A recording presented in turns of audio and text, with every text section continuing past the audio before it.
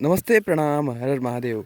Guys, power star Pawan Singh का बहुत ही जल्द छठ गीत रिलीज होने वाला है। यानी कि आज धनतेरस है और आज से 8-9 दिन बाद जो है वो छठ शुरू होने वाला है। और इस छठ महापर्व में पावर स्टार पवन सिंह के कितने गाने आएंगे, क्या होगा, इसी के बारे में आज की वीडियो में बात करेंगे। तो वीडियो में लास्ट तक जरूर बना रहे हैं। चैनल पर नए हैं तो सब्सक्राइब करके बेल आइकन को प्रेस कर दें। पावर स्टार पवन सिंह जो है वो अब तो पूरे वर्ल्ड में अपने सिंगिंग के लिए प्रसिद्ध हैं, लेकिन वो एक और चीज़ के लिए प्रसिद्ध हैं, जो वो भक्ति गाने गाते हैं। वो चाहे बोलबम के गाने हो, चाहे छठ के गाने हो, नवरात्रि का गाना हो, चाहे कोई भी भक्ति गाना हो, जब वो गाते हैं, चाहे राम भजन हो, जब वो गाते हैं तब ऑडियंस जो है वो उनकी दीवानी बन जाती है। बात करें अगर छठ गाने की, तो पवन सिंह के छठ गाने को लेके इतना लोगों के बीच क्रेज रहता है कि छठ में उनके पुराने गानों को भी ट्रेंड करा दिया जाता है। और आज से 10-10 साल, 20-20 साल, मतलब 10-10 साल, 15-15 साल पुराने गाने जो हैं वो ट्रेंड करते हैं।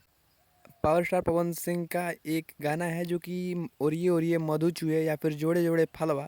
ये गाना तो मतलब कि लिख लीजिए कि हर साल ट्रेंड करता है, ये एकदम रिकॉर्ड है।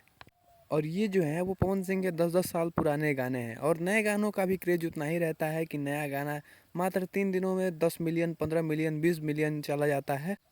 पावर स्टार पवन सिंह हर साल 2 या 3 जो हैं वो छठ गाने रिलीज करते हैं, और इस बार भी उम्मीदें हैं कि 2 या 3 छठ गाने रिलीज किए जाएंगे।